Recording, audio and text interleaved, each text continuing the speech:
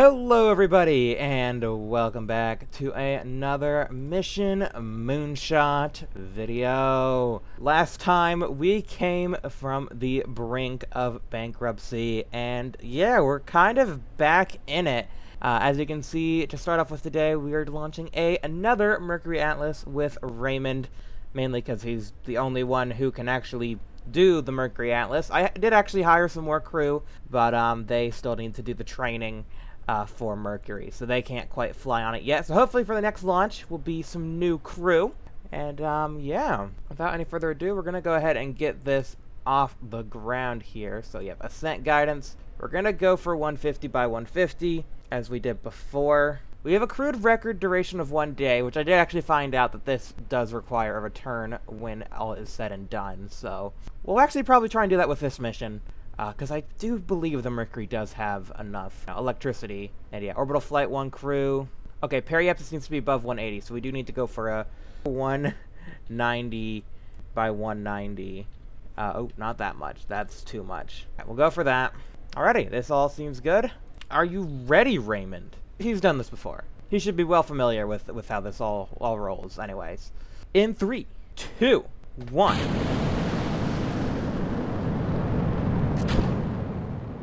Whee! Off goes the rocket! That was a kind of an awkward camera tool angle. I thought I clicked target self. Oh, but I have all that selected. There we go. Oh, gosh. Why is camera tools being all buggy all of a sudden? Oh, it's set to manual flyby position. That's why. There we go. That's a cool shot. That's what I wanted. There we are. Okay. I think I was trying to mess around with the manual flyby and it, yeah. It wasn't quite working for me. But yeah, I love messing around with these pathing angles as well. Just in case you guys were wondering how I get the cool shots. It's all camera tools right here.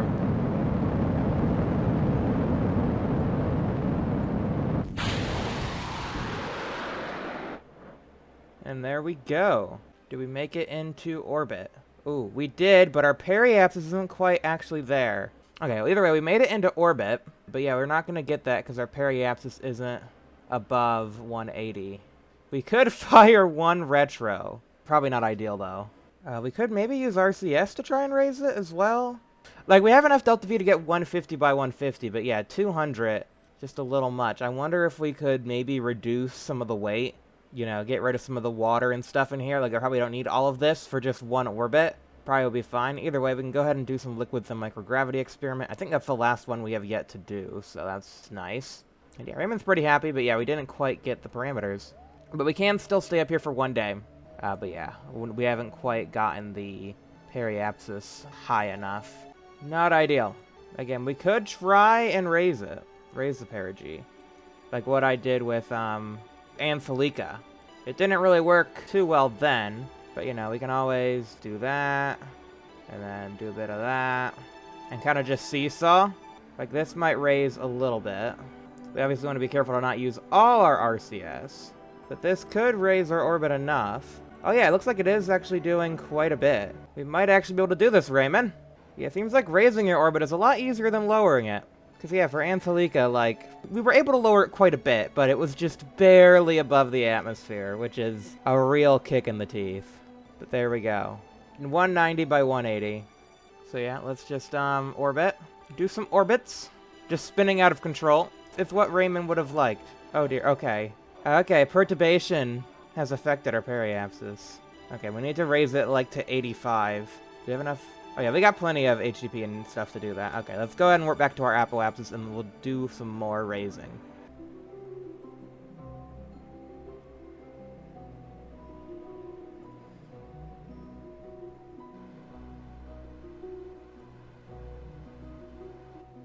Hopefully that should be good.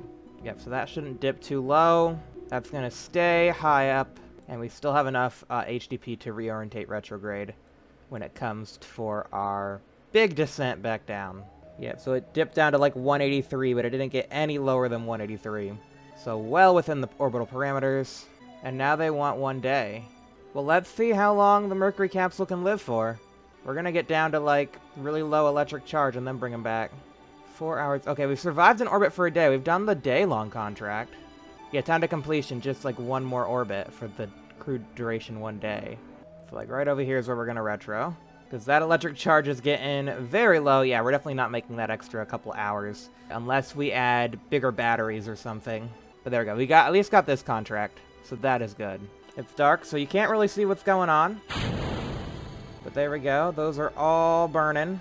I know you guys can't really see anything. Because I mean, I can't really see anything either. But we're coming down. Hopefully in the Gulf of Mexico. It looks like our orbital lines kind of hit right at Florida. So, yeah, Gulf of Mexico would be ideal splashdown. Is that Mercury? That is Mercury. Look, Mercury, Mercury. Ain't that cool? Hey, Mercury, look at Mercury.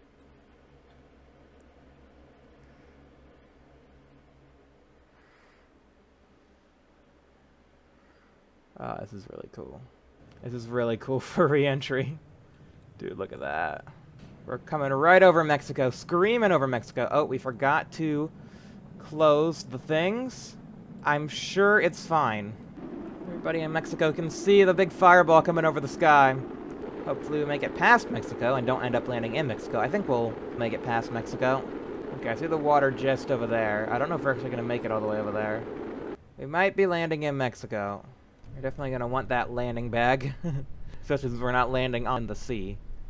This ain't no water landing. Bunk. Well done, Raymond. Go enjoy your Mexican food now.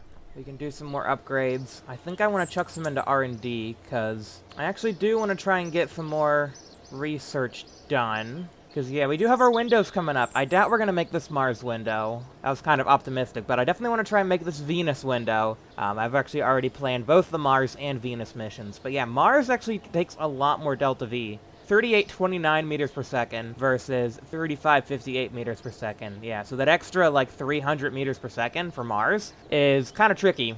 Yeah, we probably are going to need a better Atlas. And yeah, I've been looking and trying to see, like, what do we need to get a better Atlas? And I'm thinking, yeah, definitely, like, 1962 rocketry. We get upgrades for the 105, the 101, the 87. You know, our Atlas engines. We even get an upgrade for the Agena. Yeah, so this is definitely a good tech. We want to try and get that as soon as possible. We can afford more solids. Yeah, we could get the Minuteman booster. That might be good. Oh, and there's the Titan solids. Very, very interesting. Okay, there we go. Yeah, to stretch it a bit. Give it a little stretch. We weren't quite utilizing the full burn time of our engines. That gives us a ton more Delta V. Yeah, that might have just been the ticket there. Utilizing the full burn time of our engines. Alrighty, so this is going to be the first of many launches for the Early Communications Network. We need to get 4 satellites up there. This first one we're launching at midnight, so the next one will launch at around like 6, and then like noon, and that way they should all be evenly spaced out. Anyways, without further ado, let's go ahead and get this launch underway. I'll see you guys when we're at our desired orbit.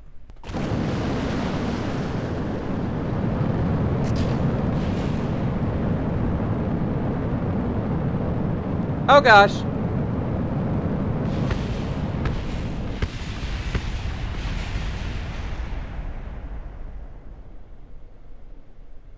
That was a RUD. The clamp didn't want to let go. We should be able to recover a lot of the parts, but boy was that not ideal. Yeah, no idea what happened there. Yeah, this clamp isn't quite right on the thing.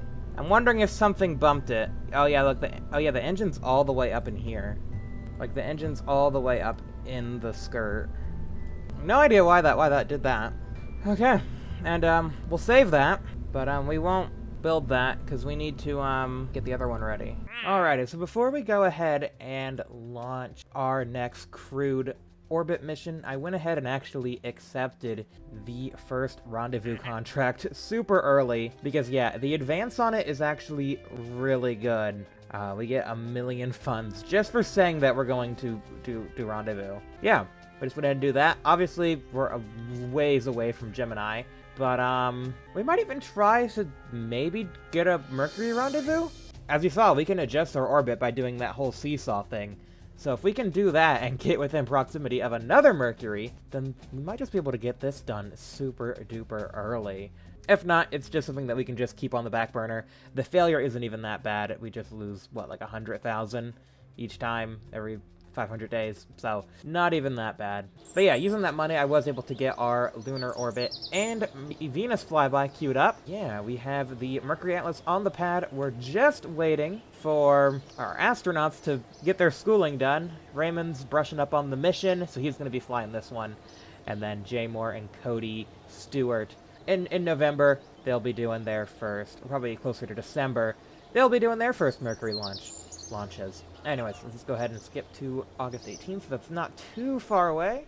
Now, I did actually add a couple experiments to this on the retro rocket, because we've pretty much exhausted all our crew experiments. Those are all done. And I did put the orbital perturbation, which needs to be run for a very long time, but you might be able to get a little bit of science out of it, but yeah, it needs to at least be in 50 degrees. So we'll go for a 55-degree inclination.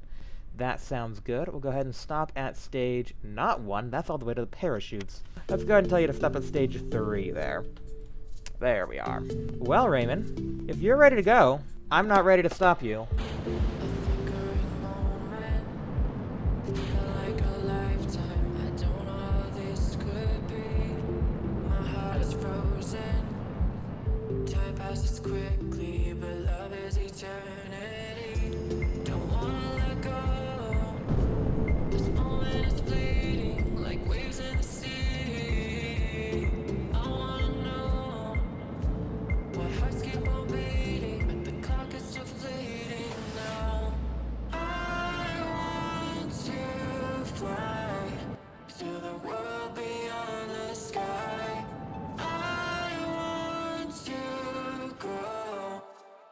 Place where I can be alone.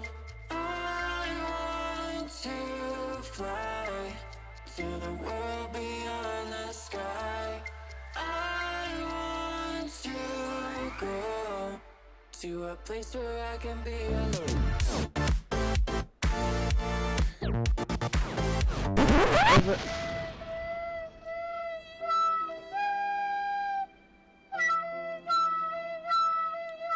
Why did the capsule burn up? That's happened twice now. Where just the capsule burns up instead of... I have no idea. I guess rest in peace, Raymond. I really don't know what happened there. Yeah, the heat shield wasn't taking any of the heat.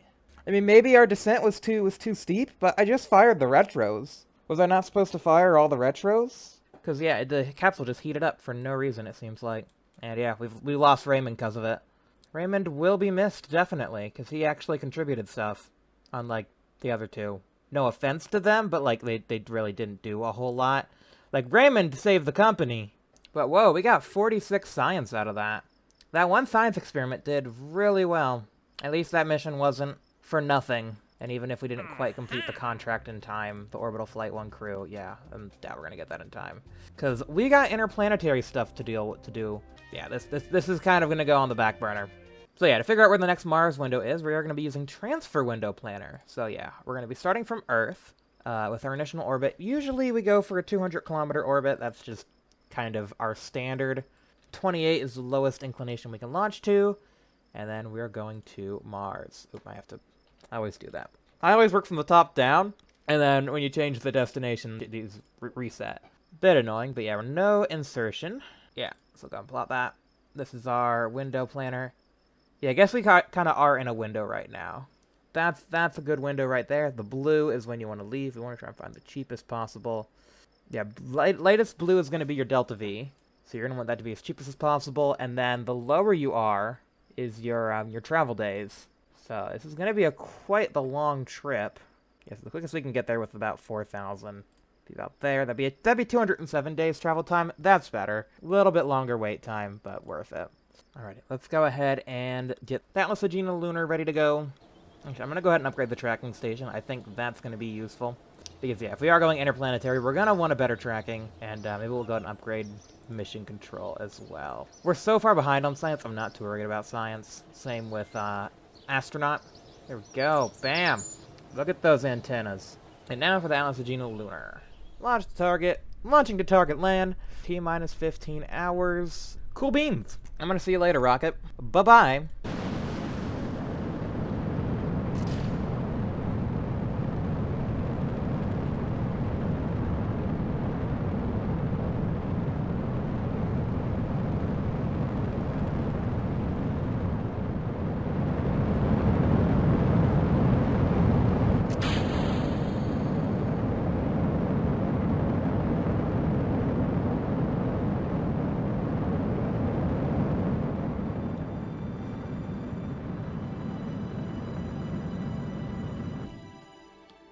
Oh. What?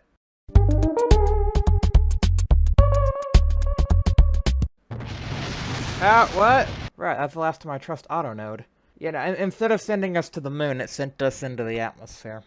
Yeah, last time I trust that with anything. Okay. Yeah, hopefully it works better on the Venus launch, because, yeah, that's the only way I was actually able to get to Venus during my testing, was to actually literally just have Principia. There's actually a mode in Principia that just makes maneuvers for you. It's pretty good, most of the time. Obviously then, I don't know what it did. Venus window coming up. We have the vessel for that ready. Yeah, and then also because we have the money, I think... What was that other contract? There was that other contract. The early communications satellite. 1, 2, 3, 4. There we go. That'll be next time, though. Because I feel like this video is already getting kind of long. And actually, I think I will go ahead and get a Mercury Atlas also queued up. Just get all kinds of things queued up, because we have the money. Beautiful. Alrighty, and here is the Venus Orbiter, or not Orbiter, Venus Flyby, or Mariner 2. So yeah, for these flyby missions, I went ahead and decided to build the actual space probe to the best of my ability. They're a little janky in places, but yeah, I tried my best with them. As you actually probably saw, for the Lunar Orbiter mission, I actually recreated the NASA Lunar Orbiter as well, although that wasn't very long-lived, as it, decided to come back. Sort of like another lunar mission that, yeah, art imitates life, I suppose. But anyways, let's go ahead and get on with the final launch of today's video, and our first mission to go interplanetary. Now the interesting thing about this is that we're gonna launch this, and we're just gonna let it sit there. We got a lot of other missions to launch while this thing travels. We'll be sending it off and then checking back on it in a little bit here. So, without any further ado, send it.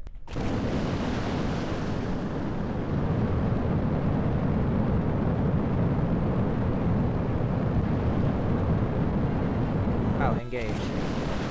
I forgot to engage the autopilot. There it goes. Everything's good here. We just did a little bit of a static fire, just making sure everything's working.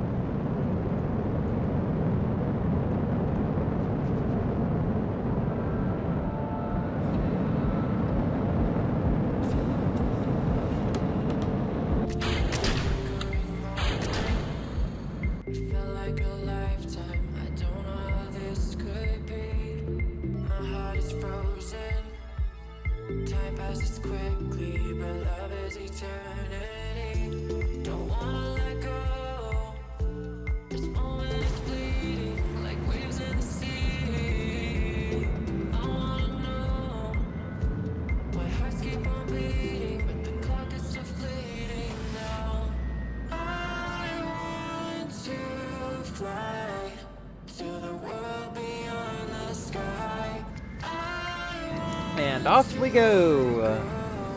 Yeah, so that took me a little bit while to plan out, but yeah, I went ahead and just had Principia make the maneuver for me. And basically what you do is you just go to the plotting frame, select one of the Venus plotting frames. I chose VSO for Flybys of Venus. And then it'll say here, optimization parameters for Venus flyby. You do this here, we don't really care about inclination, so that can be off. Yeah, and then we just choose what height we want to be. 20 kilometers is actually really, really low. That's way lower than the contract requires. So that's fine. And then you just click optimize, and sometimes you gotta click this multiple times until it gets you all the parameters you need. But yeah, it should get us on a pretty good Venus flyby. That's only gonna need some minor corrections. Yeah. So there we go. See if we can't. Oh, there we go. Okay, we're clear. Now we will just go ahead and make sure that we are aiming ourselves at the sun. Make sure we target the sun. Yes, very bright. There we go. Okay. Select target sun, and then we just do target like that, I think. Do we not have, we're not connected. Yes, we're over the Pacific Ocean. There's no ground stations. Okay, let's wait until we get to Kauai. There we go. We have connection. Aim us towards the sun, please. I'm not sure what's going on. This might just be a mission that's not really going to happen. More testing probably needed to be done. I mean, we're going to go by Venus. So we're going to fly by Venus. That's going to happen. Is the probe going to be alive when we get there? I don't know, because I can't get it to point towards the sun. And yeah, I really don't know what I'm doing wrong. So if you guys know what's wrong with this probe, please let me know. Because yeah, I have no idea why it's not orientating. Controllable 0.25 tons.